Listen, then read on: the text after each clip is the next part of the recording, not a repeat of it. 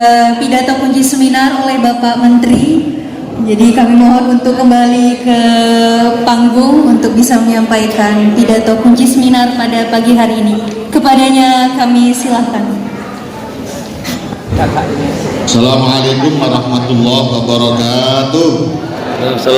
Alhamdulillah wassalatu wassalamu ala Rasulillah. Allahumma shalli wa sallim wa barik ala sayyidina Muhammad wa ala alihi wa sahbihi ajma'in. La haula wa la quwata illa billahil aliyyil azim. Amma ba'du. Hadratal muhtaramin, para kiai, para bunyai, Bapak Ibu yang saya hormati, khususnya yang pertama Ibu Siti Mukarromah, anggota DPR RI, Bapak Afif Hasbullah, Ketua DPD ISNU yang ternyata orang Jawa Timur, dan saya baru ketemu pertama kalinya di sini sama-sama Jawa Timur, meskipun saya pernah ke pondok beliau. Pak Sekjen, Pak Taufik Majid, saya persilakan berdiri. Kenapa saya suruh berdiri? Karena nanti ada tugas-tugas khusus kepada Sekjen. Pak Budi Setiono, Ketua BPSBW ISNU Jateng, para Pak Wakil Bupati, para rektor, karena banyak rektor di sini. Ada rektor Unsur, rektor UIN, rektor UNU, rektor UMP. Apa lagi?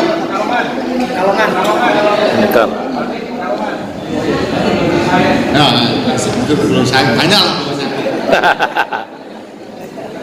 Luar biasa memang Banyumas itu. Kiai Mugni, Pak Surya, juga Kiai Sabar, Ketua Tanfidiyah, Ketua ISNU Banyumas, Forkompimda, anggota ISNU, Banak ISNU, dan juga seluruh yang hadir. Pertama, saya mohon keikhlasan para kiai, para bunyai, para bapak ibu sekalian untuk berkenan membaca suratul Fatihah. Kita khususkan kepada Kiai Haji Abdul Nasir Abdul Fattah, pengasuh pondok pesantren Bahrul Ulum Tambak Beras, salah satu cucu Kiai Haji Bisri Syamsuri, juga Roy Surya, pengurus cabang Nahdlatul Ulama Kabupaten Jombang, yang tadi pagi beliau wafat meninggalkan kita semua. Mudah-mudahan segala amal ibadahnya diterima oleh Allah Subhanahu wa taala dan segala kekhilafahnya diampuni. Ala aliniyah wa likulli niyatin shalihah. Al-Fatihah. A'udzu billahi minasyaitonir rajim. Bismillahirrahmanirrahim. Alhamdulillahi rabbil alamin. Ya na'udzu billahi.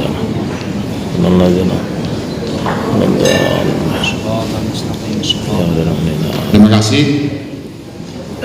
Cucu Kiai Bisri Syamsuri itu yang laki-laki tinggal 4. Hari ini dipanggil 1, tinggal 3. Yang pertama Dr. Umar Wahid, adik Gus Dur, ada di Jakarta. Kemudian yang 3 ada di Jombang. Salah satunya adalah pengasuh pondok pesantren Mabaul Ma'arif Denanyar Jombang, tempat kami diajak Abdul Salam Sohib. Tentu kami mohon doa mudah-mudahan seluruh keluarga besar Kiai Bisri Syamsuri diberikan kesehatan dan umur panjang. Allahumma amin. Para kiai, para bapak ibu sekalian yang saya hormati, tentu saya sangat bersyukur pada pagi hari ini berkesempatan untuk hadir dan bersama-sama menyemarakkan kegiatan yang sangat luar biasa, di mana ISNU ini sebenarnya adalah salah satu organisasi yang sangat dibutuhkan oleh kita semua, utamanya dalam banyak konteks. Kalau hari ini kita bicara konteks ISNU dalam mensinergikan usaha besar dan UMKM, ini juga sangat-sangat penting, karena memang salah satu poin penting pidato Pak Presiden pada tanggal 16 Agustus 2022 yang lalu adalah UMKM. Oleh karena itu menjadi bagian tanggung jawab kita semua melalui berbagai kelembagaan yang ada di Nahdlatul Ulama untuk terus mengupayakan tumbuh dan berkembangnya UMKM yang tentu saja kita upayakan semaksimal mungkin ada di dalam wilayah keluarga besar Jamiah Nahdlatul Ulama. Yang kedua, menurut saya ISNU ini punya posisi yang sangat strategis dalam konteks melakukan inventarisasi, koleksi dan inventarisasi sumber daya potensial yang kemudian diupayakan didistribusikan sedemikian rupa di seluruh kebutuhan kelembagaan yang hari ini setelah sekian tahun NU kembali ke tengah-tengah pusaran kekuasaan pasca Gus Dur menjadi presiden. Posisi ini posisi sangat strategis. Sebelum Gus Dur menjadi presiden, semakin kita mengaku NU itu semakin dipinggirkan. Makanya tidak ada orang yang berani mengatakan dirinya NU. Bahkan kepala Kandepak pun pada saat itu yang NU harus mencantumkan atribut selain NU, sehingga hanya orang Muhammadinulah yang bisa menjadi kepala Kandepak. Kalau tidak Muhammadinu susah. Kalau NU saja susah, tapi kalau Muhammadinu itu rata-rata kemudian bisa menempati posisi-posisi cukup lumayan di Kementerian Negara. Tapi pasca Gus Dur jadi presiden, hampir semua orang di semua level menyatakan dirinya NU sampai dengan hari ini, sampai kemudian muncul anekdot-anekdot NU cabang Katolik, NU cabang Hindu. Itu sakit giroh besarnya ingin menjadi warga NU. Karena pada hakikatnya Bapak Ibu para kiai, kita semua sadar dan semua mengakui, sejarah membuktikan bahwa negara kesatuan Republik Indonesia ini tidak akan pernah ada tanpa kontribusi besar pemikiran-pemikiran dari Nahdlatul Ulama. Organisasi Islam terbesar yang berani menyatakan Indonesia bukan negara Islam pada saat itu, dan di saat yang sangat dibutuhkan oleh bangsa, satu-satunya adalah Jamiah Nahdlatul Ulama. Kesadaran inilah yang dimiliki oleh seluruh warga bangsa Indonesia. Tetapi kita sudah juga membuktikan dengan sejarah sekian puluh tahun NU dipinggirkan oleh penguasa Orde Baru di bawah kepemimpinan Bapak Soeharto, dan kemudian pada saat reformasi, alhamdulillah dengan reformasi itulah Gus Dur menarik kembali kekuatan jamaah dan kekuatan jamiah di dalam pusaran kekuasaan. Dan kita semua sadar bahwa kekuasaan adalah wasilah, kekuasaan bukan tujuan. Saya hari ini menjadi menteri, Mas Afif hari ini menjadi KPPU, dan mudah-mudahan sebentar lagi menjadi ketua KPPU. Itu semata-mata karena berkah reformasi. Kalau tidak ada reformasi, tidak ada menteri yang namanya Abdul Halim Iskandar yang sekolahnya MI, MTS, Aliyah di pondok pesantren full, nggak akan ada itu terjadi. Tapi gara-gara reformasi, alhamdulillah sekarang kita semua sekarang pada posisi yang sangat strategis. Nah, hari inilah momentum yang sangat bagus bagi kita untuk terus melakukan konsolidasi, termasuk ISNU Ikatan Sarjana Nahdlatul Ulama sebagai salah satu organisasi yang menurut saya cukup elit.